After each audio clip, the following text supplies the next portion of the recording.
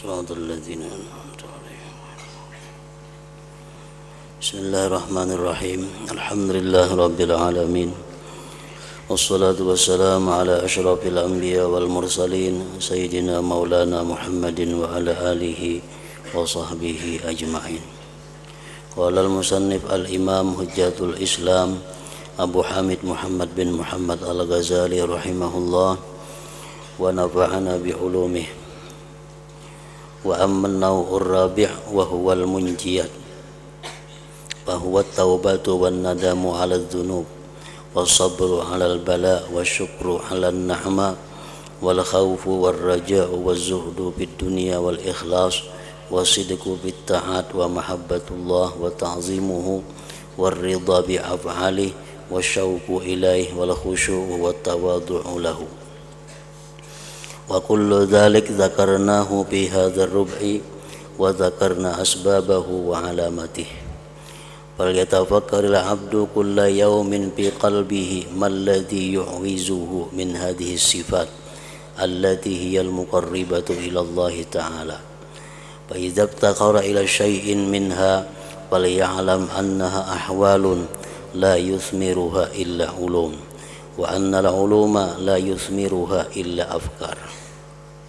Fa idza arada an yaktasiba li nafsihi ahwal at-taubati wan nadam falyufattish dhunubahu awwalan wa yatafakkar fiha wal yajma'aha ala nafsihi wa yu'azzimha fi qalbihi summa yanzur bil wa'idi wat tashdid alladhi warada fi syar'i fiha wal yatahaqqaq inda nafsihi annahu muta'arridun li maqtillahi ta'ala hatta yanba'isa lahu halun nadam ila akhir.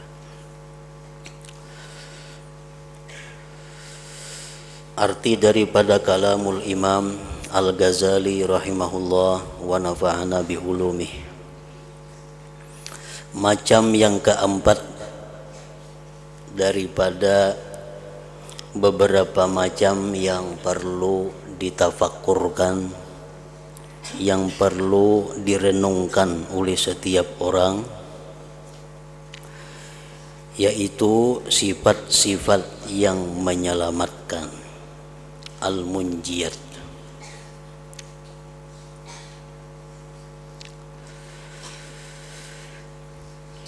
Maksudnya adalah kita dituntut untuk merenungi, memikirkan apakah sifat-sifat yang menyelamatkan ini sudah ada pada diri kita.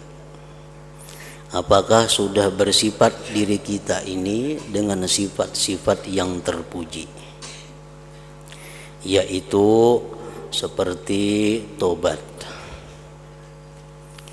penyesalan atas dosa-dosa,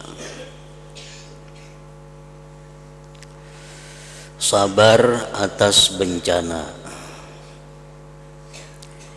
syukur atas segala nikmat,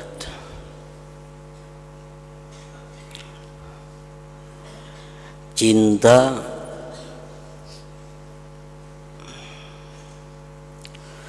takut kepada Allah, mengharap rahmatnya Allah, zuhud pada dunia, ikhlas beramal murni karena Allah, sidik jujur dalam amalan-amalan taat, cinta kepada Allah, mengagungkannya Allah, ridha dengan perbuatan-perbuatannya Allah, rindu kepadanya, kepada berjumpa dengan Allah, khusyuk dan tawadhu kepadanya Allah. Itu contoh-contoh daripada sifat-sifat yang terpuji, sifat-sifat yang menyelamatkan kita, yang mestinya kita bisa memiliki sifat-sifat itu.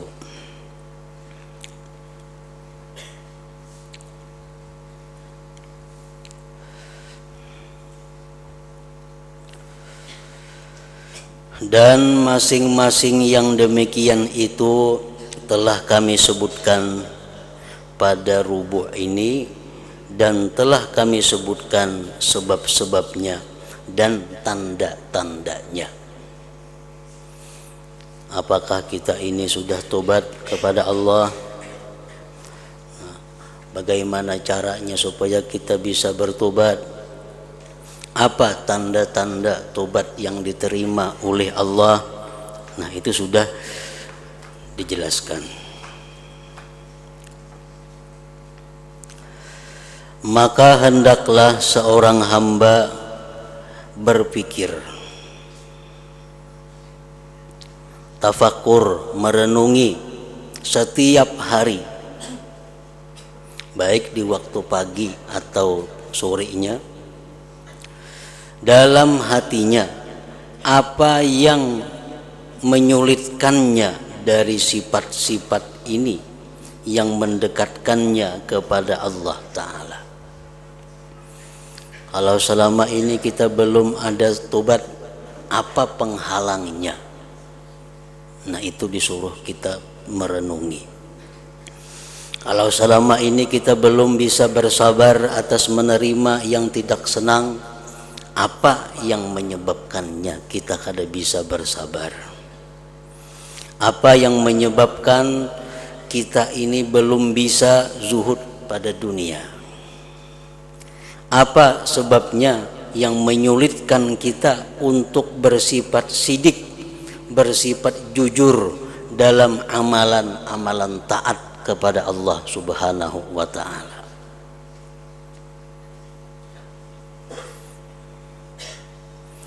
Dalam perbuatan taat, seringkali apa yang kita ucapkan itu kada jujur. Artinya bertentangan dengan praktik yang kita lakukan. Kita ambil contoh, setiap kali kita hendak sembahyang atau memulai sembahyang, kalimat yang diucapkan adalah Allahu Akbar. Nah, artinya Allah Maha Besar. Nah, apakah kita itu sudah jujur dengan ucapan kita Allah itu Maha Besar? Atau hanya di mulut tapi belum bisa kita mempraktikkan bagaimana mestinya orang yang mengakui, mengimani bahwa Allah itu Maha Besar?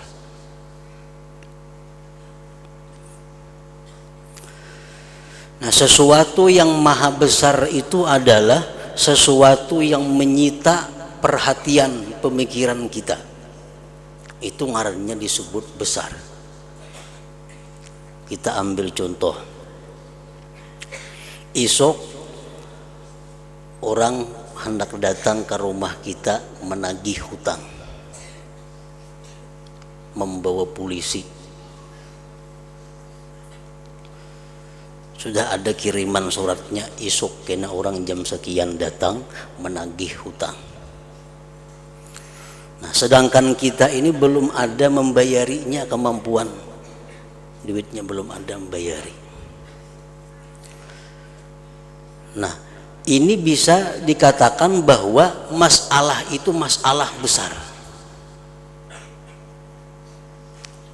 Itu akan menyita perhatian pemikiran kita. Kita makan, kita keingatan esok kena kayak apa menghadapi orang datang. Hendak guring tak pikir, di dalam WC tak pikir, di kendaraan tak pikir. Esok nih pajang datang orang menagih hutang, maka duitnya kadada, bila kada kau bayar tangkap orang.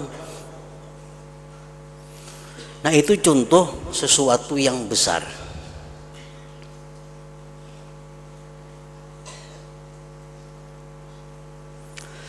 Nah, kalau kita mengitikadkan bahwa Allah itu yang Maha Besar, tentu segala yang bersangkut paut dengan taat, bersangkut paut dengan Allah, itulah yang menyita perhatian kita. Itulah yang menyita pemikiran kita. Dimanapun kita berada, apapun yang sedang kita kerjakan, pikiran kita itu selalu terarah kepada Allah, kepada urusan-urusan yang bersangkut paut dengan Allah. Nah itu kalau kita bujur-bujur, jujur mengatakan bahwa Allah itu adalah maha besar. Umpamanya kita ada melakukan sesuatu perbuatan maksiat, atau contoh lain lagi, umpamanya kita ini belum sembahyang. Ini contoh orang-orang yang menganggap bahwa Allah itu adalah maha besar, ini belum sembahyang. Sedangkan sembahyang ini adalah taat perintah Allah. Sembahyang itu adalah waktunya munajat kepada Allah. Nah, ini belum melaksanakan sembahyang, padahal sudah waktunya. Nah, apapun yang dia kerjakan, ini kadang merasa nyaman, karena sembahyang beluman lagi. Makannya kada nyaman, bekerja apapun inya kada nyaman, selamanya masih belum menunaikan perintah Allah ini. Nah itu bagian daripada kenyataan bahwa Allah itu adalah maha besar. Kalau kita mengatakan di mulut bahwa Allah itu maha besar, tapi begitu kita ketinggalan sembahyang, kita kada peduli, kita kada kaganangan, kada mengganggu kegiatan-kegiatan kita. Orang azan, orang sembahyang kada mengganggu kegiatan kita, seolah-olah kada ada orang azan. Nah ini berarti orang tersebut kada jujur dalam mengatakan bahwa Allah itu adalah maha besar. Nah sudahkah kita bersifat dengan kejujuran di dalam taat itu? Kalau belum, apa penyebabnya? Nah itu yang disuruh kita merenungi, memikirkan.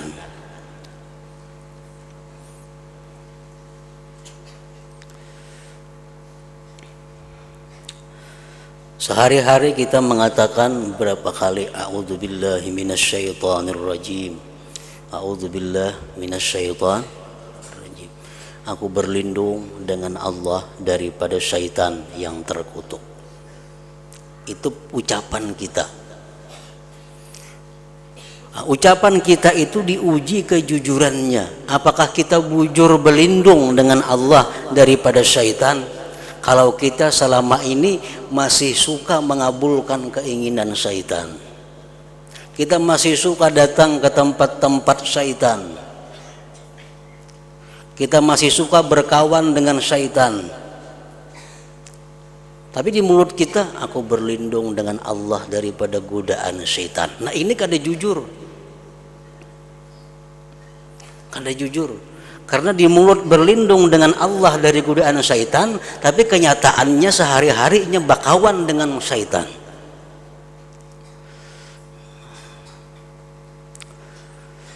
Nah itu dimaksud dengan sidik amalan dalam amalan taat tadi.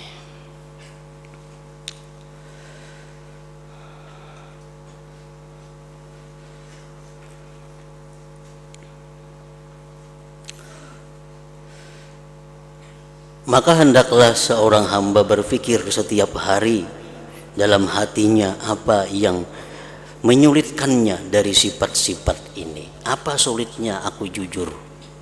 Apa sulitnya aku ikhlas? Apa sulitnya aku takut kepada Allah?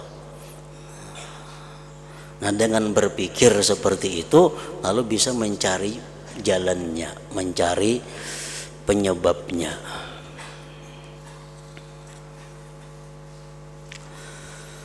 Apabila ia memerlukan kepada sesuatu dari sifat-sifat ini perlu kepada sifat tobat, perlu kepada sifat ikhlas, perlu kepada sifat sidik, perlu kepada sifat khusyuk, maka hendaklah ia tahu bahwa itu adalah ahwal, bahwa itu adalah keadaan. Tobat itu keadaan. Kan tobat itu intinya adalah penyesalan terhadap dosa. Nah, penyesalan terhadap dosa itu satu keadaan yang tidak dibuahkan kecuali oleh ilmu-ilmu. Maulah ada penyesalan dosa kalau kada punya ilmu, kada bisa. Ilmu dahulu ada, timbullah satu keadaan. Ini bahayanya dosa, timbul keadaan. Apa keadaannya orang yang menyesal? Bagaimana keadaannya orang yang menyesal? Orang menyesal maulah tertawa, kada mau. Orang menyesal maulah gembira ria, kada mau. Nah, orang menyesal itu pasti sedih, bahkan bisa menangis. Nah, itulah tobat. Tobat itu adalah penyesalan. Penyesalan itu adalah keadaan yang dibuahkan oleh ilmu. Dan bahwa ilmu-ilmu itu tidak dibuahkan kecuali oleh pikiran-pikiran. Dari fikir timbul pengetahuan, dari pengetahuan timbul keadaan, dari keadaan timbullah perbuatan.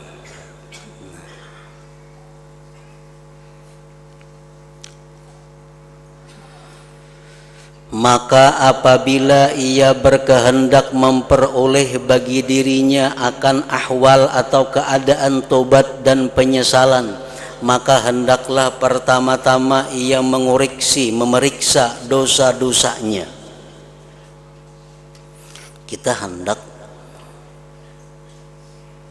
tobat, kita hendak menyesali dosa. Nah, pertama yang kita kerjakan adalah memikirkan tentang dosa-dosa yang kita lakukan, dan hendaklah mengumpulkannya atas dirinya. Kumpulkan dosa-dosa kita, kita ingat, kumpulkan.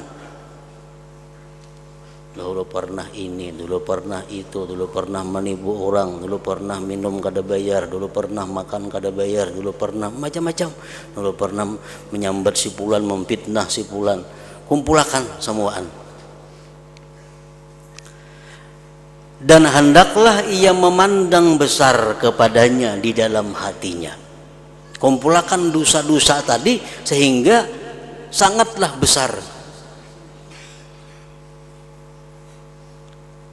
Kemudian hendaklah ia memikirkan tentang ancaman dan kekerasan yang disebutkan dalam agama tentang dosa-dosa itu.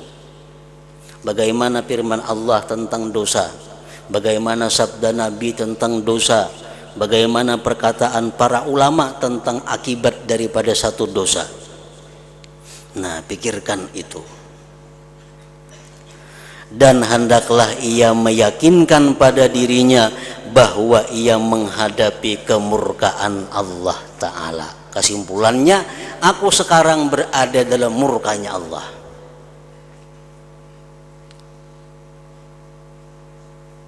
Kumpulkan semuaan dosa-dosa yang digawi sehingga terasa besarnya dosa itu. Ingat bahaya-bahaya dosa, akibat-akibat dosa. Lalu ambil kesimpulan bahwa aku sekarang berada dalam kemurkaan Allah.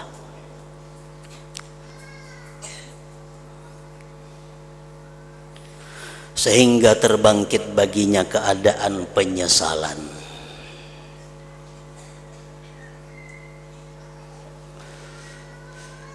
Para ulama meneliti dari berbagai macam hadis-hadis Rasulullah sallallahu alaihi wasallam tentang akibat daripada dosa yang kita kada tobat dari dosa itu.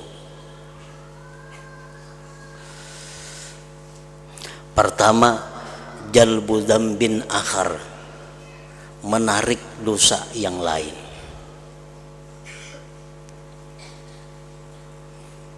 Nah, jadi satu perbuatan dosa kalau kita kada tobat kepada Allah, maka si dosa ini hidup dan menarik, mengajak kita untuk berbuat dosa lagi.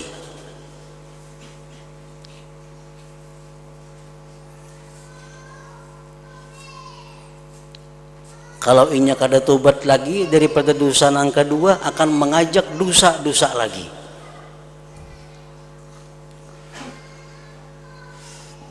Jalbu dzambin akhar.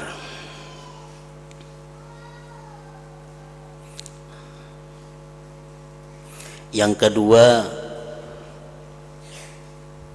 hirmanu ladzatil ibadah,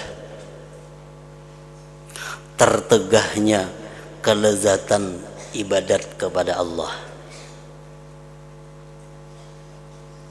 Tertegah kelezatan ibadat kepada Allah. Artinya beribadat itu kadang mau nyaman, beribadat itu tak paksa karena kewajiban atau karena ada untingan. Kalau semata-mata mengabdi kepada Allah, ini kada kawa. Dosa yang kita kerjakan dan kita kada tobat itu menegah kenyamanan beribadat. Kenapa kita kada nyaman baca Quran? Padahal Al-Quran sudah menyatakan alladzina amanu wa tatma'innu qulubuhum bi dzikrillah ala bi dzikrillahi tatma'innul qulub. Orang-orang yang beriman itu akan sejuk hatinya, akan tentram damai hatinya dengan berzikir kepada Allah. Ala ketahuilah ulihmu bi dzikrillah tatma'innul qulub. Dengan berzikir itu hati menjadi bahagia, damai, tentram. Itu Al-Quran menjelaskan. Tapi kenapa kita berzikir hati kada mau tentram?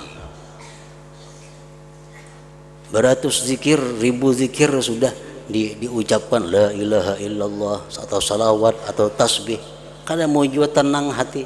Kenapa sebabnya? Karena kita ditegah. Kenapa ditegah? Karena ada dosa yang kita belum tobat daripadanya, atau sudah tobat cuma kada bujur tobatnya sehingga ditolak oleh Allah Subhanahu wa ta'ala. Kalau hati kita, diri kita bersih daripada dosa, satu kali kalimat la ilaha illallah pun itu bisa menyejukkan, mendamaikan. Ala bidzikrillah tatmainnul qulub. Nah, jadi kenapa kita kada tahan lawas beribadah? Kenapa kita kada tahan? Karena dosa penyebabnya. Kada ada jalan lain.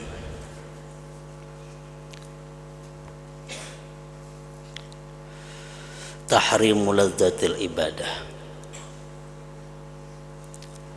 Kada kau mendengar jumlah nang banyak, orang asa banyak benar. Berapa dibaca sehari? 1000, mau banyaknya.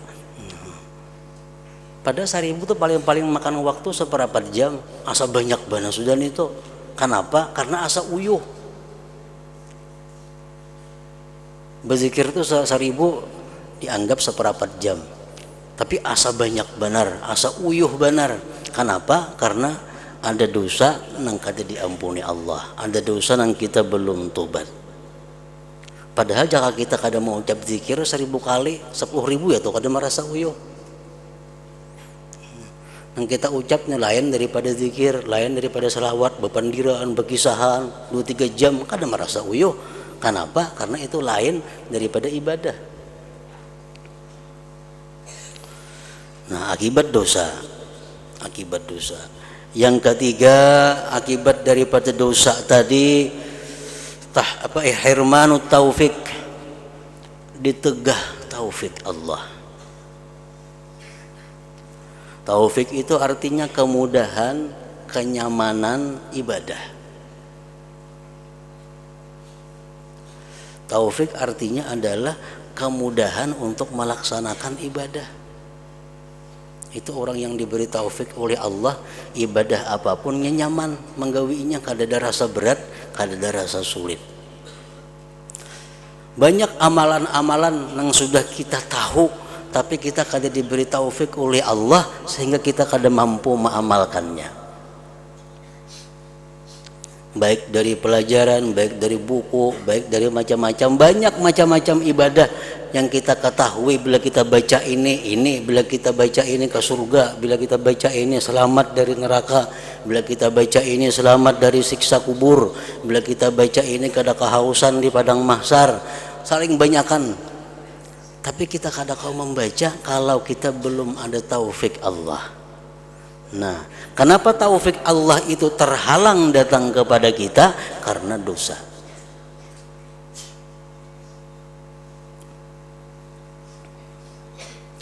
Yang keempat, akibat daripada dosa yang kita kada tobat atau tobat juga cuma kada bujur, zulmatul qalbi, gelapnya hati.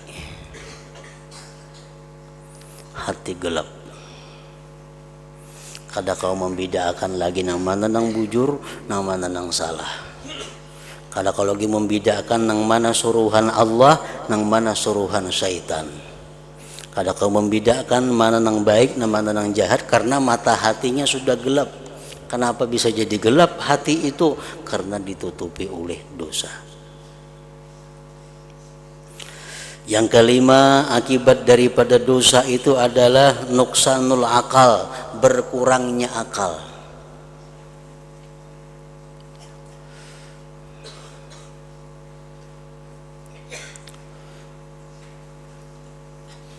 Setiap dosa, satu dosa mengikis akal.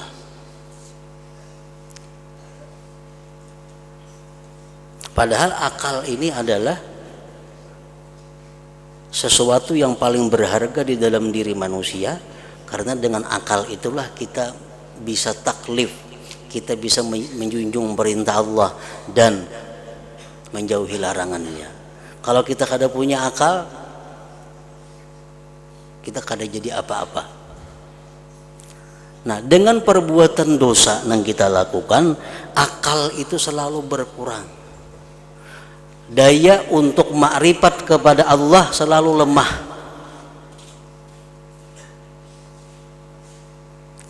Nang keenam, akibat perbuatan dosa yang kita lakukan, hirmanul ilim, tertegah dapat ilmu.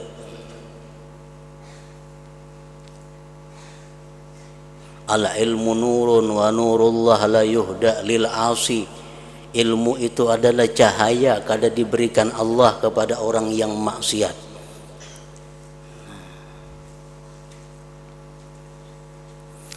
Yang ketujuh, akibat dosa itu apa? Hubbul fasikin wa bughdus salihin. Akibat dosa yang kita gawi, kita akhirnya katuju lawan orang-orang fasik dan kada katuju beparak lawan orang-orang salihin.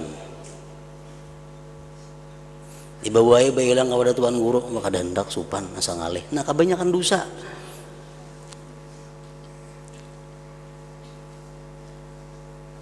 Kada katuju beparak orang saleh, katujunya cuma beparak lawan orang-orang fasik.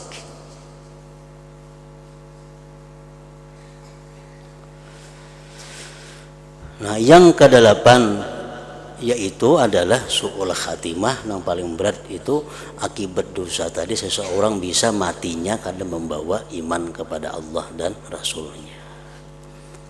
Nah, kita pikirkan itu akibat dosa, akibat dosa, akibat dosa, supaya bisa terdorong hati kita untuk tobat kepada Allah.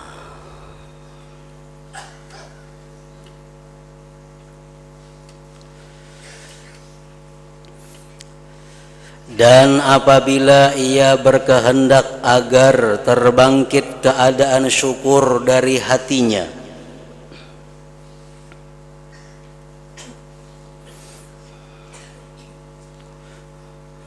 maka hendaklah ia memikirkan tentang perbuatan baik Allah kepadanya dan kenikmatan-kenikmatannya yang dianugerahkan kepadanya, dan tentang melepasnya akan keilukan tutupannya atas hambanya.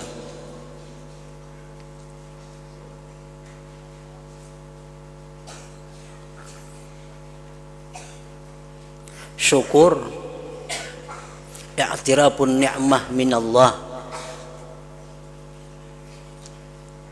Syukur itu adalah mengakui bahwa nikmat ini dari Allah. Mengakui dalam hati artinya mengakui. Sedangkan buahnya daripada syukur itu adalah sarfun ni'am ila ma fihi ridallah, menggunakan nikmat di jalan keridaan Allah. Itu buah daripada syukur. Sedangkan syukur itu adalah mengakui bahwa nikmat yang ku terima ini bukan dari Fulan bin Fulan, bukan dari usaha, bukan dari perdagangan, bukan dari apapun. Nikmat yang ku terima ini adalah murni datangnya dari Allah Subhanahu wa taala.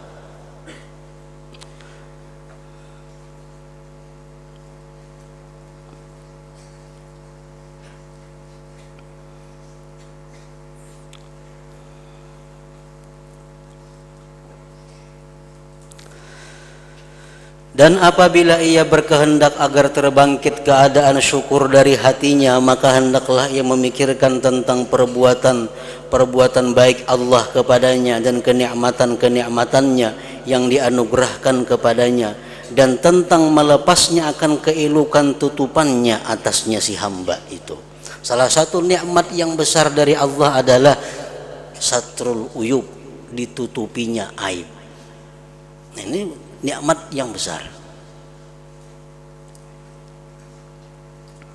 Menurut apa yang telah kami jelaskan sebagiannya pada kitab syukur, maka hendaklah ia menelaah yang demikian itu.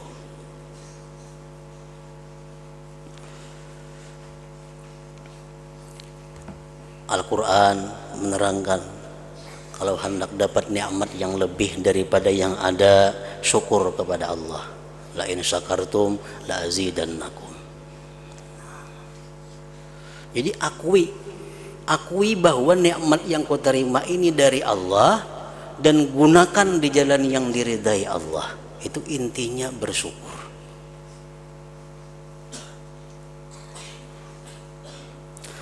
Dan apabila ia berkehendak keadaan cinta dan rindu, maka hendaklah ia bertafakkur tentang keagungan Allah, keelokannya, kebesarannya, dan kesombongannya, dan demikian itu dengan memandang pada keajaiban-keajaiban hikmahnya dan keindahan-keindahan ciptaannya, sebagaimana yang akan kami isyaratkan daripadanya pada bagian kedua daripada pikir ini. Kayak apa supaya cinta lawan Allah itu?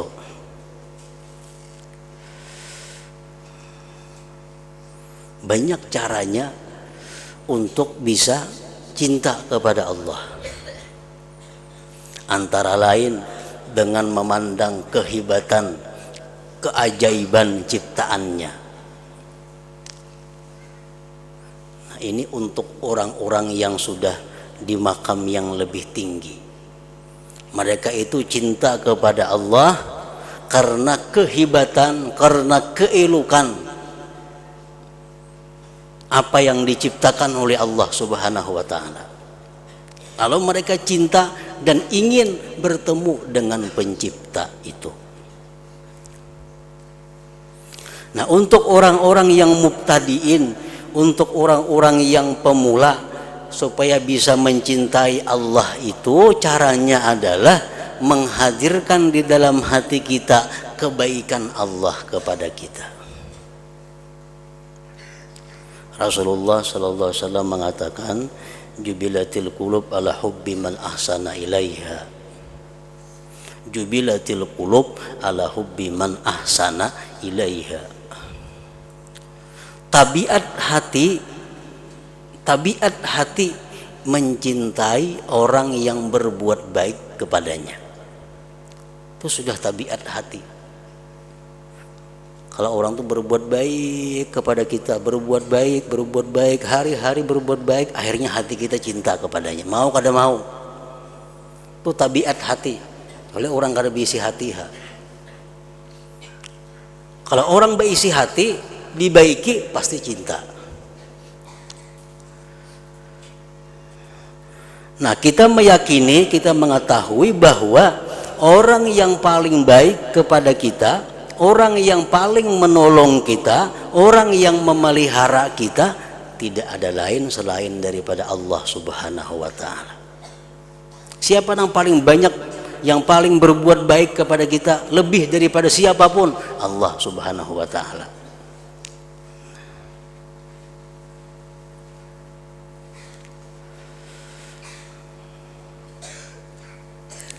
Nah, kalau kita memikirkan kebaikan-kebaikan Allah kepada kita, akan menumbuhkan cinta kepada Allah Subhanahu wa taala. Apabila ia menghendaki keadaan takut, kayak apa supaya takutan lawan Allah nih? Maka hendaklah ia memandang pertama-tama tentang dosa-dosanya yang zahir dan yang batin. Kemudian hendaklah ia memikirkan tentang kematian dan sakaratnya. Kemudian tentang yang sesudahnya daripada pertanyaan malaikat munkar dan nakir, siksaan kubur, ularnya, kalajengkingnya dan ulat-ulatnya. Kita pikirkan bagaimana dahsyatnya ciptaan Allah, siksaan Allah Subhanahu wa taala. Kita pikirkan bagaimana maha kuasanya Allah itu kalau menghendaki sesuatu apapun jadi. Nah, supaya mau juga takutan nih hati lawan Allah taala. Kemudian memikirkan tentang huru hara panggilan ketika ditiup sanggakala. Kemudian tentang huru hara padang mahsyar ketika dikumpulkan para makhluk di atas satu dataran. Kemudian tentang tanya jawab pada hisab, pada yang sedikit dan yang lebih sedikit. Kemudian tentang sirat, titian di atas neraka, kehalusannya dan ketajamannya. Kemudian tentang bahayanya urusan padanya, dan ia akan diarahkan ke kiri, maka ia termasuk penghuni neraka, atau ia diarahkan ke kanan, maka ia bertempat di darul qarar, negeri yang abadi, yaitu surga.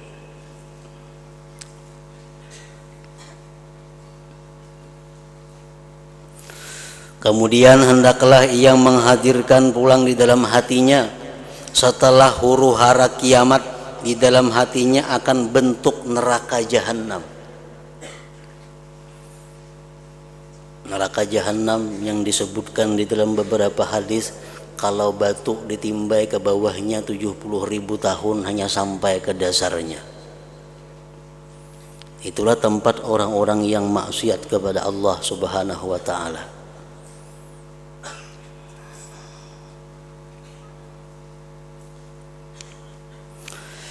Lapisan-lapisannya, belenggu-belenggunya,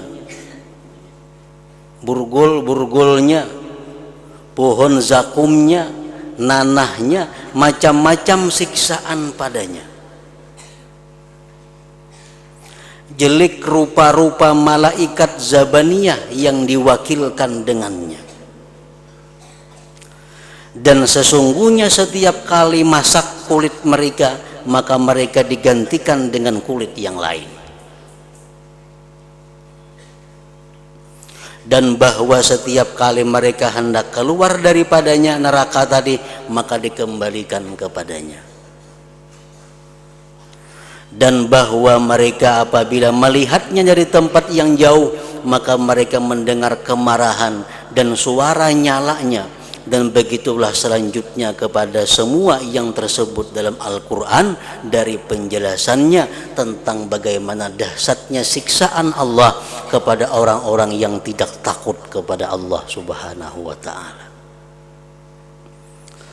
Nah, diharapkan dengan berpikir seperti itu bisa timbul khauf, bisa timbul takutan berbuat maksiat, takutan kepada Allah Subhanahu wa ta'ala. Dan apabila ia berkehendak menarik keadaan harap, maka hendaklah ia memikirkan kepada surga, kenikmatan-kenikmatannya, pohon-pohonnya, sungai-sungainya, bidadarinya, anak-anaknya, kenikmatan yang kekal dan kerajaannya yang abadi. Bila mana kita cerita surga, cerita tentang kelezatan, kemewahan dan kehebatan isi surga itu, maka hati kita pasti akan tergerak untuk beribadah kepada Allah Subhanahu wa taala, untuk mengharapkan mendapat rahmatnya Allah Subhanahu wa taala. Nah, jadi untuk menimbulkan harap kepada Allah itu, pikirkanlah kenikmatan yang disediakan Allah kepada orang-orang yang taat. Nah, maka begitulah jalan pikiran yang dengannya ia mencari ilmu-ilmu yang dapat membuahkan, menarik keadaan-keadaan yang dicintai, atau pembersihan diri dari sifat-sifat yang tercela. Nah, disitulah Rasulullah SAW menerangkan bahwa ganjaran pahala yang sangat besar bagi orang-orang yang sesaat berpikir. Pikir nang macam apa? Memikirkan hal-hal seperti tadi, memikirkan sesuatu yang bisa menarik sifat-sifat terpuji, bisa membersihkan diri dari sifat-sifat yang tercela. Nah, ingat situ, dan telah kami sebutkan.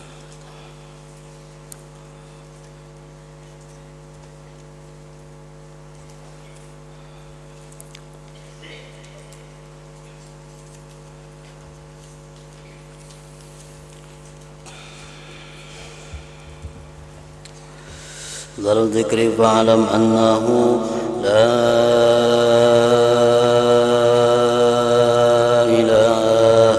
illallah Muhammadur Rasulullah la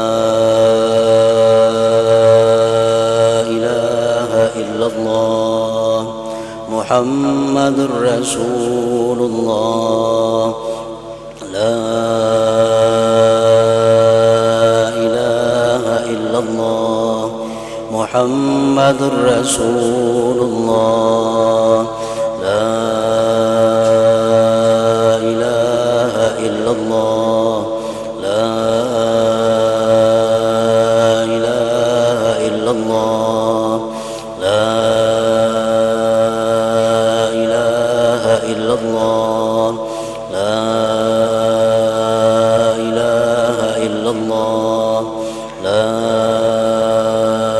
ilaha illallah Allahu Allah Allahu Allah Allahu Allah Allahu Allah Allahu Allah Allahu Allah Allahu Allah Allahu Allah Allahu Allah Allahu Allah Allahu Allah Allahu Allahu Allah la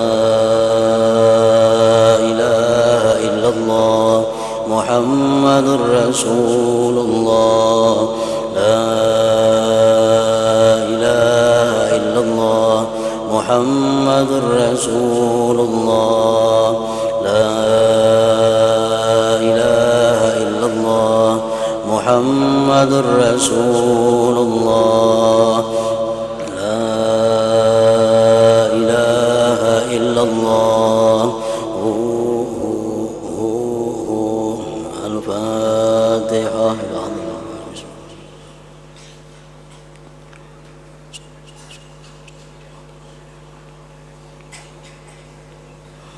فيا أيها الرجل منه شفاعة صلوا عليه وسلموا تسليما اللهم صل وسلم وبارك